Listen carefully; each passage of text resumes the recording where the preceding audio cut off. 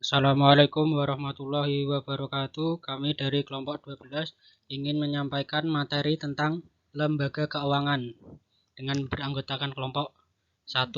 Rifka Cynthia Adi Kusamo. 2. Rangga Kusuma Priyatmojo. 3.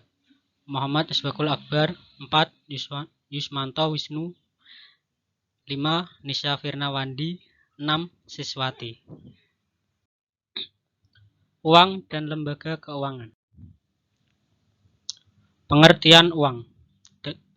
Dalam pandangan ekonomi, uang merupakan stok aset-aset yang digunakan masyarakat untuk bertransaksi. Uang adalah suatu yang diterima atau dipercaya masyarakat sebagai alat pembayaran yang sah. Jenis-jenis dari uang. Uang fiat, komoditas yang diterima sebagai uang, namun nilai nominal uang itu jauh lebih besar dari nilai komoditas itu sendiri.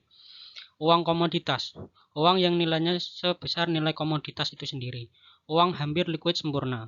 Uang fiat dan uang komoditas adalah uang liquid sempurna sehingga untuk dapat digunakan tidak perlu ditukarkan atau dicairkan terlebih dahulu. Fungsi dari uang. Uang memiliki 4 fungsi penting, yaitu 1. Satuan hitung. Uang dapat memberikan harga suatu komoditas berdasarkan satu ukuran umum. 2. Alat transaksi. Uang yang telah diakui dan memiliki jaminan kepercayaan pemerintah akan diakui sebagai alat tukar yang sah sehingga dapat mempermudah dan mempercepat kegiatan pertukaran dalam perekonomian modern. 3. Penyimpan nilai. Kemampuan uang dalam menyimpan hasil transaksi atau pemberian yang meningkatkan daya beli sehingga semua transaksi tidak perlu dihabiskan saat itu juga. 4. Standar pembayaran di masa mendatang. Dengan fungsi pembayaran di masa mendatang, balas jasa atau pembayaran di masa mendatang akan lebih mudah dihitung karena diukur dengan daya beli.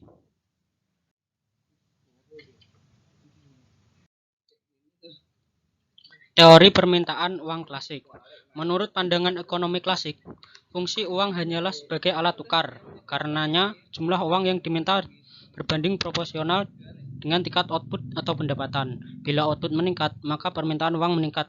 Begitupun sebaliknya. Teori permintaan uang Keynesian. Motivasi transaksi, transaction motive. Masyarakat memegang uang untuk mempermudah kegiatan transaksi sehari-hari.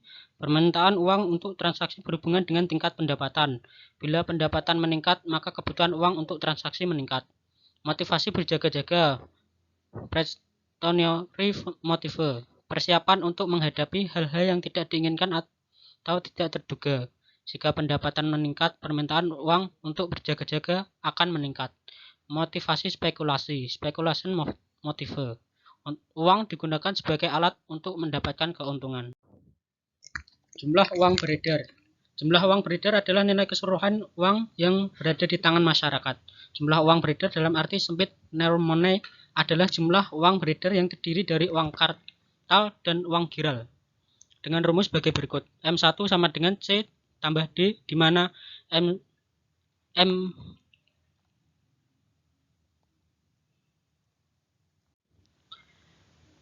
M1 sama dengan jumlah uang beredar dalam arti sempit.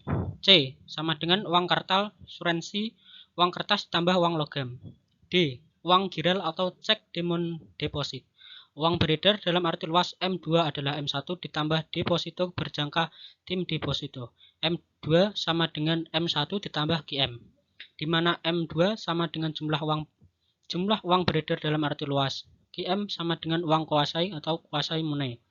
Uang beredar adalah uang benar-benar di tangan masyarakat, uang yang berada di tangan bank, serta uang kertas dan logam milik pemerintah tak dihitung sebagai uang beredar.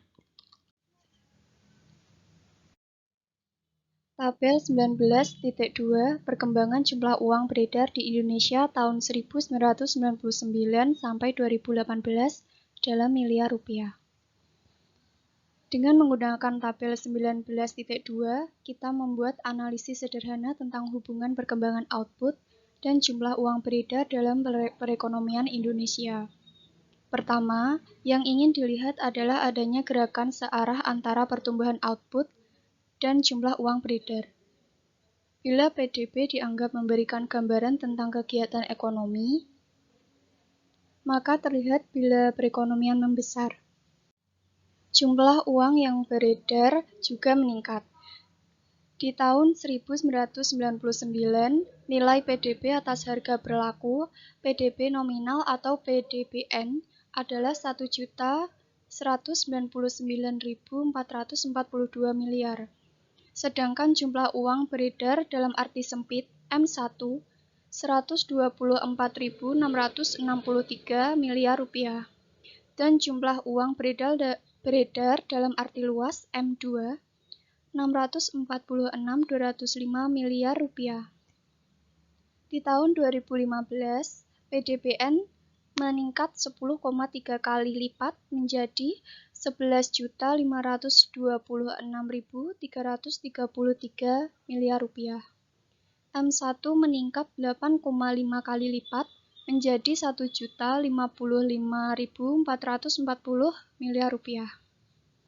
Sedangkan M2 meningkat 7 kali lipat menjadi 4.548.800 miliar rupiah. Selama 2015 sampai 2018, PDB nominal bertumbuh rata-rata 10% per tahun. Sedangkan pertumbuhan PDB real, pertumbuhan ekonomi, berdasarkan harga konstan 2010 sekitar 5% sampai 6% per tahun. Dengan demikian, inflasi selama 2015 sampai 2018 mencapai rata-rata 5% sampai 4% per tahun. Ditinjau dari sisi pandang ilmu ekonomi, pertumbuhan jumlah uang beredar M1 yang mencapai sekitar 15% sampai 20% per tahun inilah yang menjadi salah satu penyebab rendahnya inflasi Indonesia selama beberapa tahun terakhir. Proses penciptaan uang. Proses penciptaan uang terjadi di dalam sistem perbankan, di mana bank yang pertama kali memperoleh deposito akan menyalurkannya kepada bank berikutnya, yaitu bank kedua, sebagai pinjaman. Bank kedua akan menyalurkan pinjaman yang diperolehnya dari bank pertama kepada bank ketiga, begitu seterusnya hingga jumlah tak terhingga.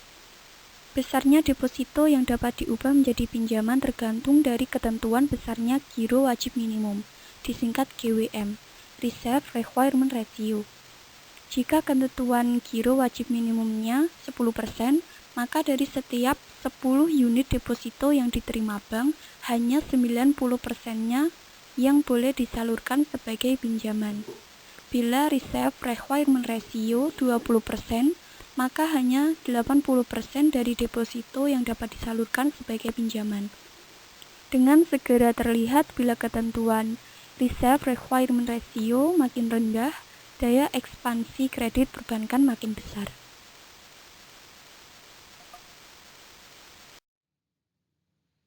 Model matematis proses penciptaan uang. Proses penciptaan uang seperti telah dibahas di atas dapat dijelaskan melalui model matematis sederhana di bawah ini. 1. Uang primer, monetary base, adalah jumlah uang dipegang masyarakat dalam bentuk uang kartal. C. Cadangan. Uang kartal C. Cadangan wajib R. 2. Giro wajib minimum, Reserve Deposit Ratio, atau Reserve Requirement Ratio, di muka telah disingkat RRR, yang besarnya ditentukan oleh Bank Sentral. Notasinya adalah RR. 3. Ratio uang kartal giral, Currency Deposit Ratio, dinotasikan CR, yang menggambarkan pilihan bentuk uang yang dipegang masyarakat dalam arti jumlah uang beredar, berapa bagian persen yang disimpan dalam bentuk uang kartal, dan berapa bagian persen yang disimpan dalam bentuk uang giral. Lembaga keuangan. Lembaga keuangan adalah lembaga yang kegiatan utamanya dan menyalurkan dengan motivasi mendapatkan keuntungan. Porsi terbesar asetnya merupakan aset finansial. Fungsi utama lembaga keuangan adalah sebagai perantara pihak-pihak uang modal atau pemakai dana dengan pihak-pihak yang memilikinya atau pemilik dana. Lembaga keuangan perbankan. Banking Financial Institution. berdasarkan Undang-Undang Nomor 7 1992 sebagaimana diubah dengan Undang-Undang Nomor 10 1998 tentang perbankan. Bank didefinisikan sebagai badan usaha yang menghimpun dana dari masyarakat dalam bentuk simpanan dan menyalurkan kepada masyarakat dalam bentuk kredit atau bentuk-bentuk lainnya. Terdapat 3 peran penting bank terkait dengan hal tersebut. 1. Lembaga kepercayaan. Agent of Trust sebagai lembaga yang menghimpun dan menyalurkan dana kepada masyarakat. 2. Agen pembangunan negara. Agent of Development mendukung kelancaran program pembangunan strategis. 3. Pemberi layanan, agent of service, memberikan jasa atau layanan sesuai dengan fungsi bank pada umumnya. Berdasarkan fungsi, bank diklasifikasikan menjadi 2, yaitu bank konvensional dan bank syariah. Bank konvensional sendiri terbagi menjadi 2 lagi, yaitu bank umum dan bank berkreditan rakyat. Pengertian dari bank umum yaitu adalah bank yang melaksanakan kegiatan secara konvensional atau berdasarkan prinsip syariah, yang dalam kegiatannya memberi jasa dalam lalu lintas pembayaran.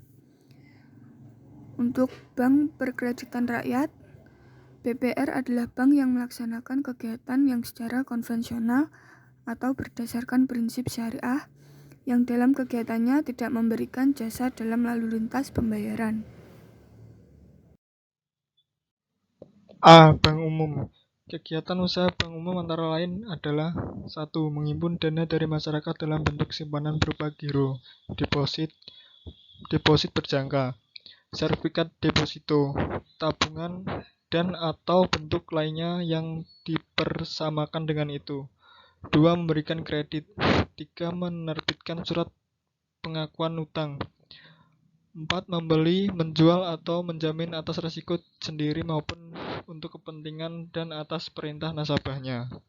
5. Kegiatan-kegiatan lain yang lazim dilakukan bank sepanjang tidak bertentangan dengan undang-undang dan peraturan yang berlaku. Kegiatan usaha yang tidak boleh dilakukan oleh bank umum. 1.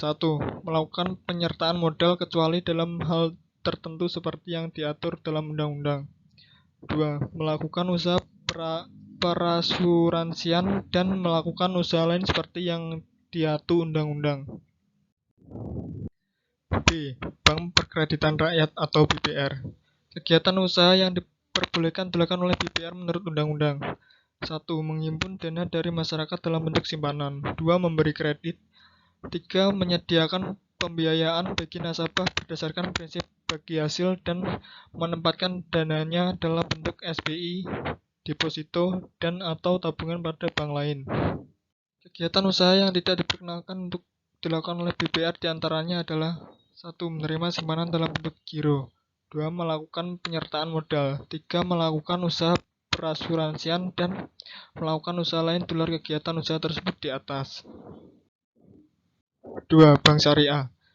Dalam UU Nomor 21 2008, bank syariah didefinisikan sebagai bank yang menjalankan kegiatan usaha berdasarkan prinsip syariah atau hukum Islam. Selain itu juga memiliki tugas menjalankan fungsi sosial, yaitu menerima sedekah, berperan sebagai lembaga baitul mal, dan menyalurkan dana sosial tersebut pada pengelola wakaf sesuai dengan kehendak pemberi wakaf. Berdasarkan struktur digolongkan menjadi 3, yaitu 1. Bank umum syariah. Dalam kegiatan usahanya memberikan jasa dalam lalu lintas pembayaran. 2. Unit usaha syariah.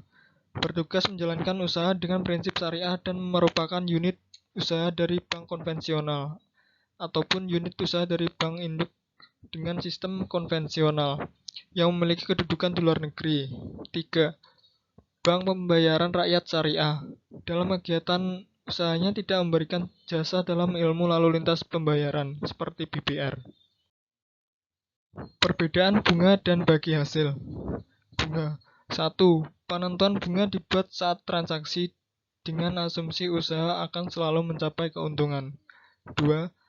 Besarnya presentase bunga didasarkan pada modal atau dana dipinjamkan. 3. Bunga bersifat fleksibel berubah-ubah sesuai dengan perubahan suku bunga atau acuan kondisi ekonomi. 4. Pembayaran bunga tetap seperti yang telah dijanjikan tanpa mempertimbangkan untung rugi dari usaha pinjaman. 5. Jumlah pembayaran bunga tidak meningkat meskipun keuntungan usaha berlipat ganda. 6. Eksistensi bunga diragukan kalau tidak dikecam oleh semua agama. Bagi hasil. 1.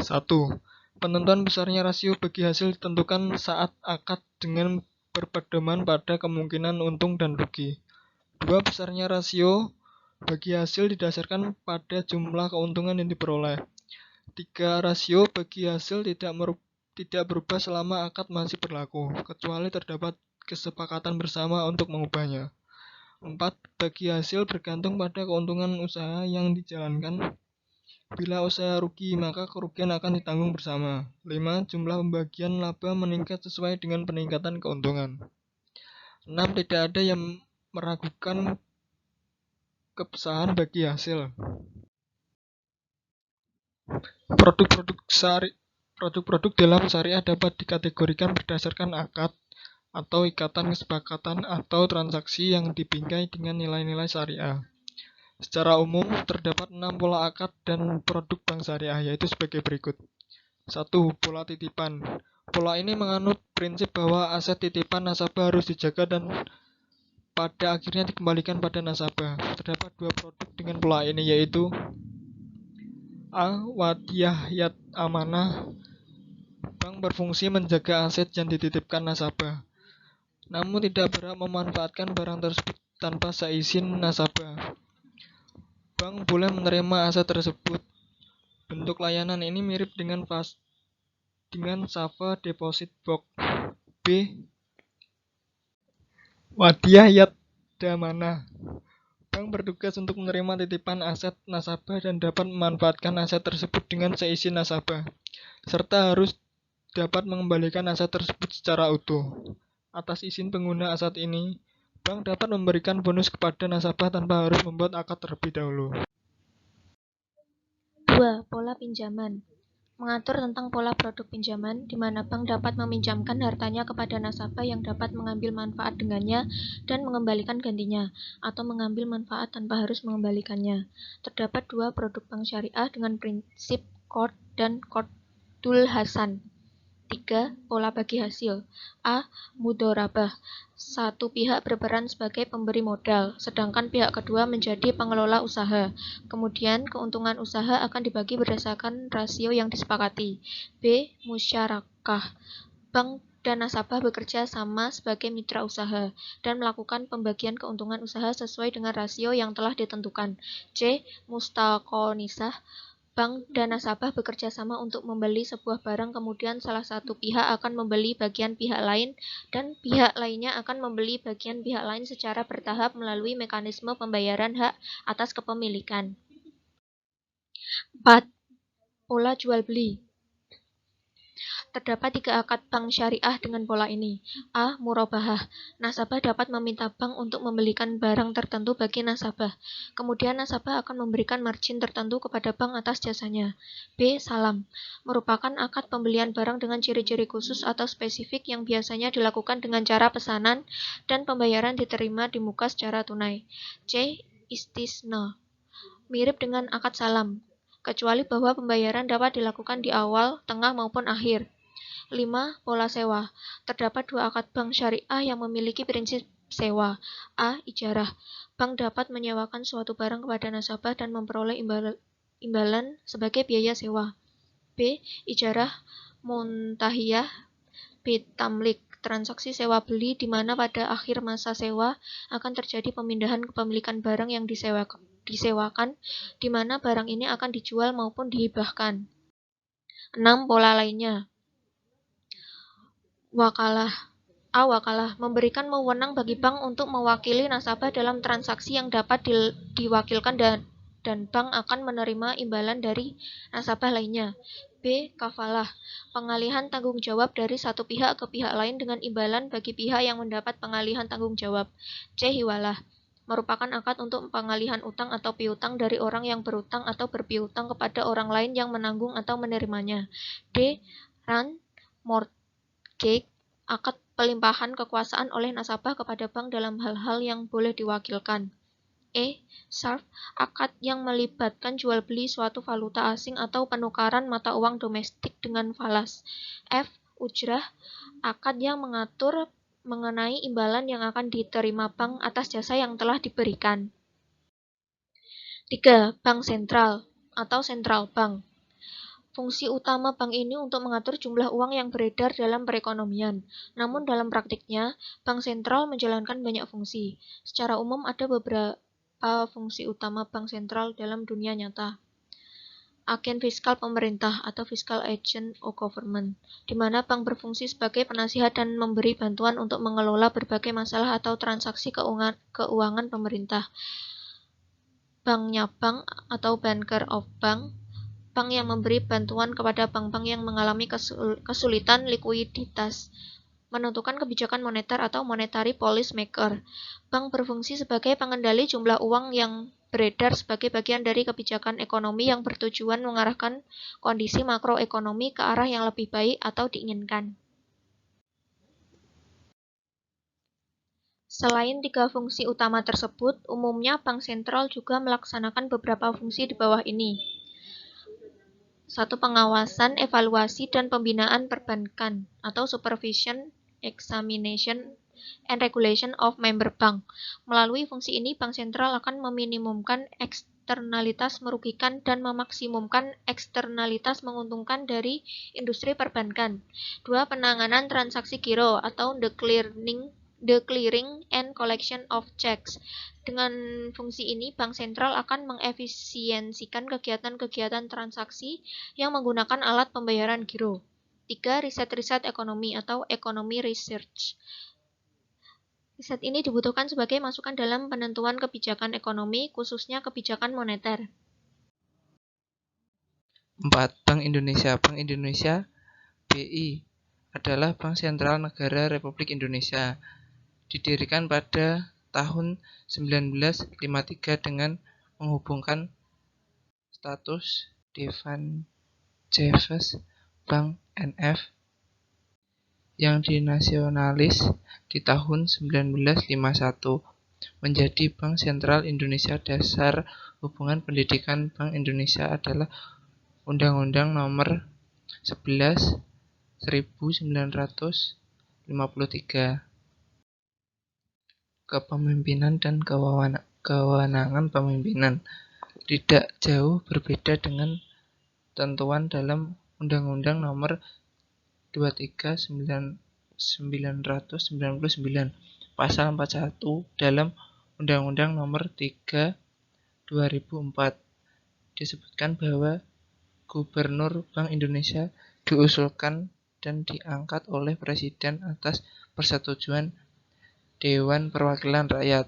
Dengan ketentuan ini, Presiden tidak mempunyai kemampuan investasi terhadap kepemimpinan dan kewenangan BI, dan untuk memiliki dapur gubernur BI terpilih dapat memberikan rekomendasi pada Presiden sebelum pada akhir diajukan untuk mendapat persetujuan DPR. Bank Indonesia memiliki wewenang untuk menetapkan sasaran moneter dengan memperhatikan sasaran laju interval yang diperjelas dalam Undang-Undang Nomor 3 2004. Hubungan uang dengan pemerintah.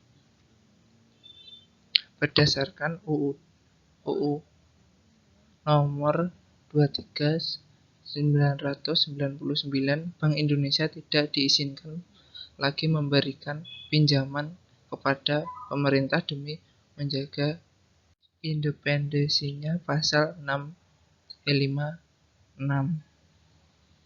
Pasal 62 Undang-Undang Nomor 23 1999 menyatakan bahwa BI wajib membagi hasil kegiatan usaha pada pemerintahan berdasarkan pembagian yang ditetapkan.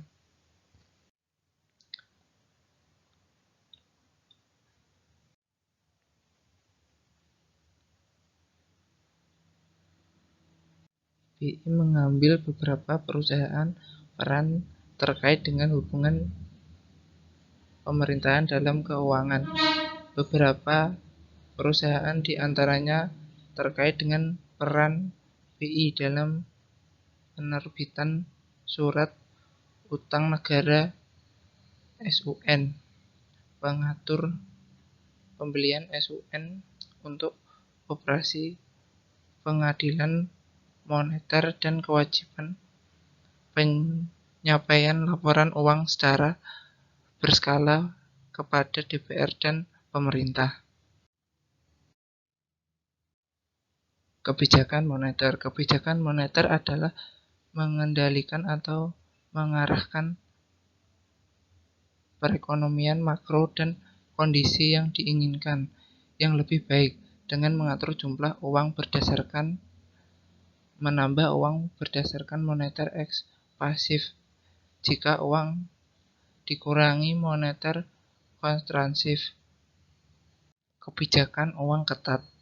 Instrumen kebijakan moneter. 1.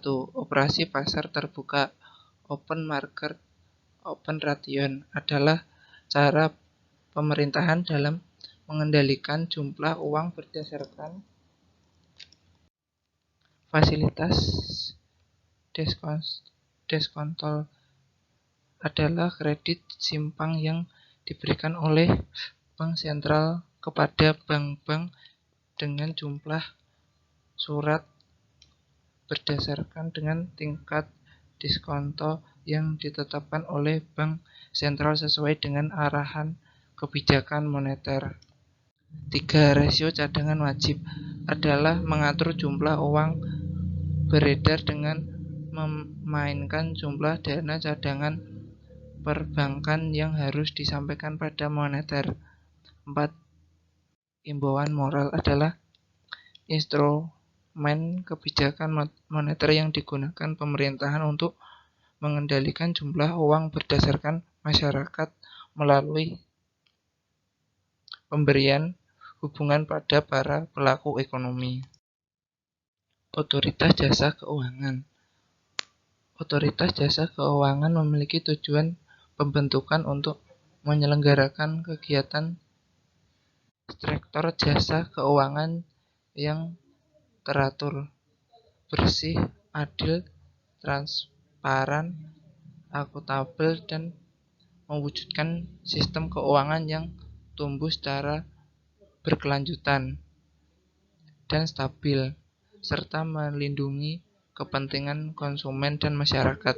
Tugas mengawasi ini meliputi pengaturan dan pengawas terhadap kegiatan jasa keuangan di 1. Sektor perbankan, 2. Sektor pasar modal, 3. Sektor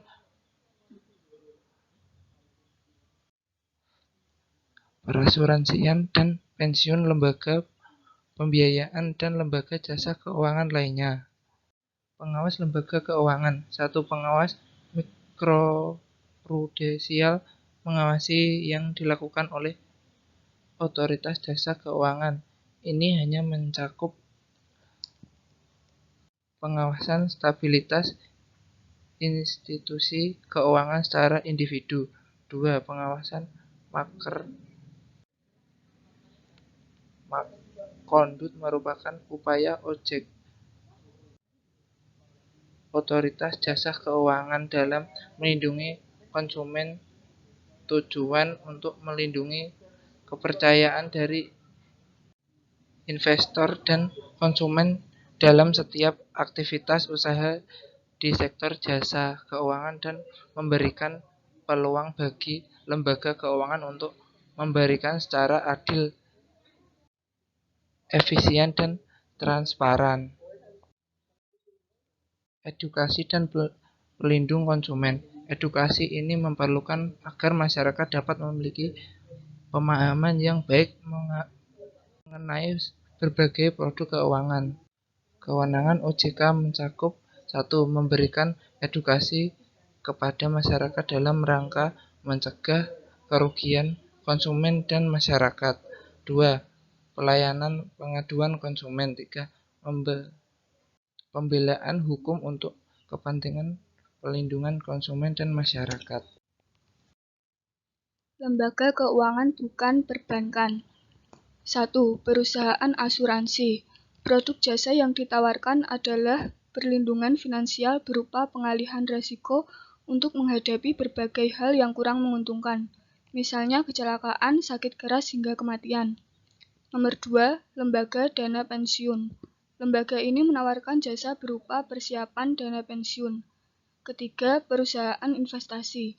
Produk yang ditawarkan adalah diversifikasi, yaitu peningkatan kemampuan membeli atau memiliki berbagai jenis atau tipe aset finansial. Keempat, perusahaan pembiayaan. Lembaga pembiayaan meminjam dan membentuk pinjaman skala besar, menyalurkan dalam bentuk pinjaman kecil pada individu atau unit usaha kecil. Nomor 5, pegadaian. Merupakan lembaga perkreditan berdasarkan hukum gadai. Nomor 6, lembaga finansial teknologi. Merupakan lembaga yang lahir sebagai hasil gabungan antara jasa keuangan dengan teknologi. Lembaga keuangan informal adalah lembaga yang menjalankan fungsi lembaga keuangan namun tidak berlandaskan kekuatan hukum.